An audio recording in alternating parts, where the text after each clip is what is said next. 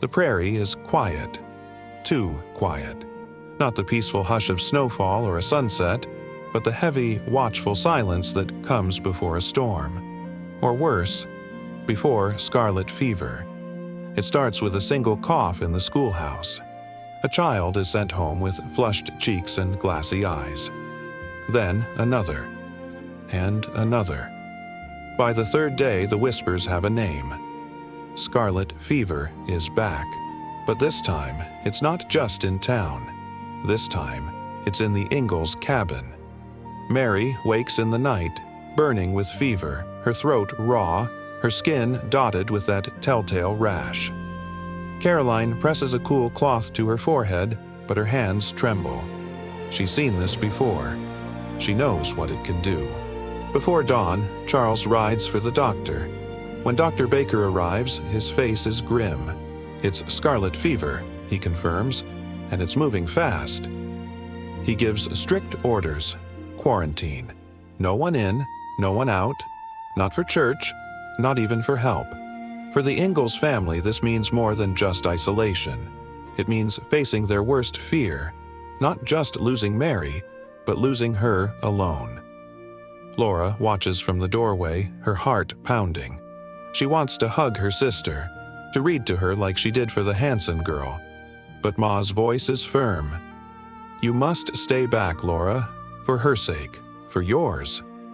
So Laura does the only thing she can. She sits by the window, Bible in her lap, and begins to read.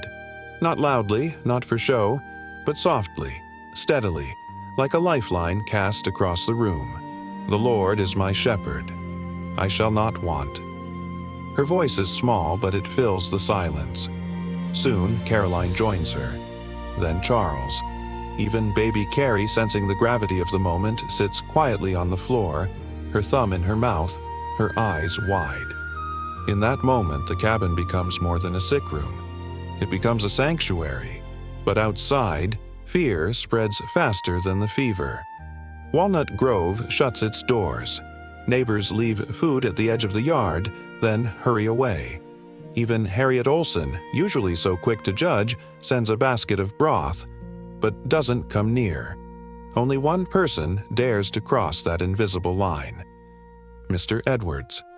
He appears at the fence one evening, his face shadowed by his hat. "Brought some firewood," he calls out, not stepping any closer. "And I prayed for her." Charles nods, his throat tight. "Thank you, Edwards." "No, thanks needed," Edwards replies. "Just let me know if you need anything. Anything at all." It's not much, but in a world of closed doors, it's everything. Days blur into nights. Mary drifts in and out of consciousness. Sometimes she calls for Ma. Sometimes she murmurs Bible verses she learned in Sunday school. Once she even smiles faintly and says, "Laura, keep reading." And Laura does. She reads the Psalms. She reads the Gospels. She reads the story of David and Goliath, of Daniel in the lion's den, of the Good Shepherd who leaves the 99 to find the one. And through it all, Caroline never leaves her daughter's side. She changes cloths, she offers sips of water, she sings hymns under her breath, the same ones she sang when Mary was a baby. But inside, she's wrestling with a question that haunts every parent in crisis. Why God? Not as a challenge, but as a plea. One night, after Mary finally falls asleep, Caroline steps out onto the porch. The stars are bright, cold, endless. Charles joins her, slipping an arm around her shoulders. "She's so small," Caroline whispers. "How can she fight this alone?" "She's not alone," Charles says softly, "and neither are we." He doesn't offer easy answers. He doesn't say, "God has a plan." He simply stands with her in the dark. Two souls holding on to faith, not because it's easy, but because it's all they have left. The Lord is My Shepherd, Part 1, is more than a story about illness. It's about the raw, honest struggle of faith in the face of suffering.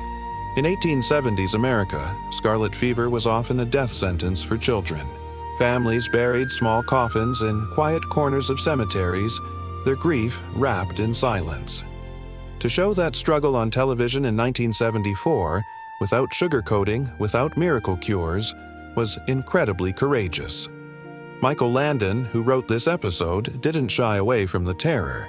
He showed Caroline's tears, Charles's helplessness, and Laura's fear. But he also showed something much deeper. Faith isn't the absence of doubt. It's the choice to keep praying anyway. Karen Grassel, as Caroline, brings such a quiet intensity to her role, not as a saint, but as a mother clinging to hope by her fingernails. And Melissa Gilbert, as Laura, perfectly embodies that child's instinctive belief that love and scripture can be shields against even the darkest night. This episode also marks a turning point in the series. Until now, Little House had been about prairie life, family bonds, and moral lessons. But here it steps onto sacred ground, not preaching, but witnessing. And that message still echoes today. In a world of pandemics, loss, and uncertainty, the Lord is my shepherd reminds us, you don't have to have all the answers to hold on to hope. You just need one voice reading in the dark. If this journey moved you, if you've ever sat by a loved one's bedside, Bible in hand, heartbreaking but still praying, I'd love to hear from you. Drop a comment below. What verse carries you through your darkest nights? If this 49-minute storytelling of The Lord is My Shepherd, Part 1, touched your heart, please give it a thumbs up, subscribe to SG Top Celebrities, and hit the bell so you never miss the conclusion in Part 2, where hope and heartbreak collide. Thank you for walking this quiet, sacred path with the Ingalls family. As Ma might say, even in the valley of the shadow, we are never truly alone. Until next time, keep reading, keep praying, keep showing up,